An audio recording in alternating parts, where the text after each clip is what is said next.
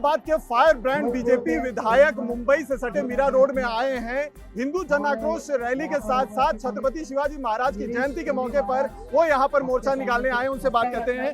Sir, आप जब यहाँ पर आने वाले थे उस समय एक बड़ी अप्रिय घटना मीरा रोड के नया नगर में ही हुई थी। उसको लेकर पुलिस ने पहले आपको परमिशन नहीं दी।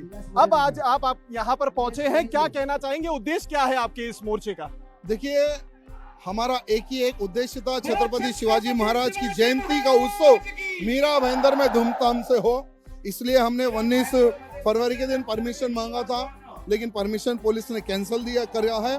फिर हमने 25 तारीख के दिन परमिशन मांगा, परमिशन आइन टाइम पे उन्होंने कैंसिल किया है। तब जाकर हमें हाई कोर्ट जाना पड़ा। हाई कोर्ट से हमें परमिशन मिली और कुछ कंडीशन के हिसाब से।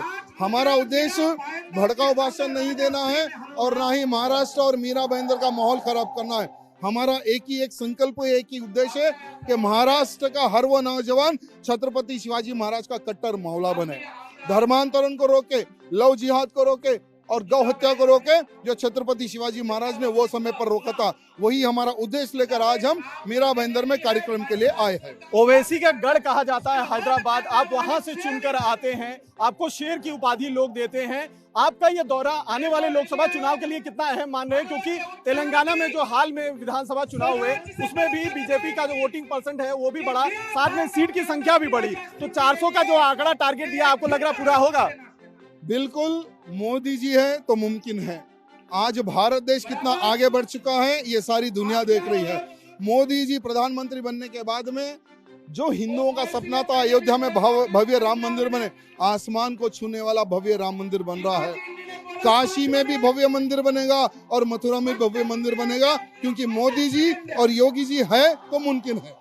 ये भी कहा जाता है कि आप जो जैसे ओवैसी भड़काऊ भाईजान कहे जाते हो, उसी तरीके से आप भी बीजेपी के भड़काऊ भाईजान कहे जा रहे हैं, क्योंकि कई सारे महाराष्ट्र के ऐसे नेता हैं जो आने का आपका यहाँ पर विरोध कर रहे हैं, चाहे AIMIM पार्टी हो चाहे समाजवादी पार्टी हो। क्या कहेंगे? देखिए, जो व्यक्ति जिस भाषा में सुनना चाहता है उसको हम उस भाषा में समझाते हैं। भड़काना हमारा उद्देश्य नहीं है, लेकिन अगर हमारे हिंदुत्व को अगर कोई गाली देगा, हमारे धर्म को अगर कोई ललकारेगा, तो उनकी भाषा में उनको जवाब देता हूं। इसलिए लोग मुझे भड़काऊ कहते हैं। ठीक है, उनकी सोच है, लेकिन अगर मैं मेरे धर्म के लिए बात नहीं करूंगा तो कौन बात करेगा?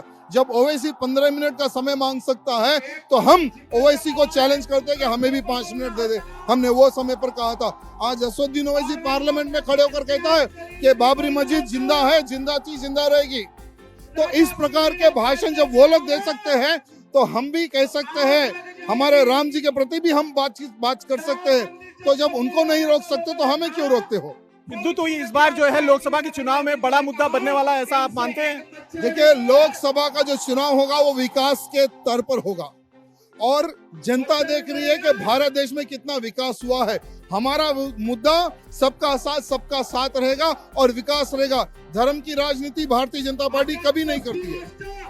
बहुत बहुत शुक्रिया। ये थे टी राजा सिंह, जिनका साफ तौर पर कहना है धर्म की राजनीति हम नहीं करते हैं, लेकिन जो जिस भाषा में समझता है या बात करता है हम भी उसी तरीके से जवाब देते हैं। कैमरामैन रवि बिंद के साथ Atul Singh, India TV, Mira road.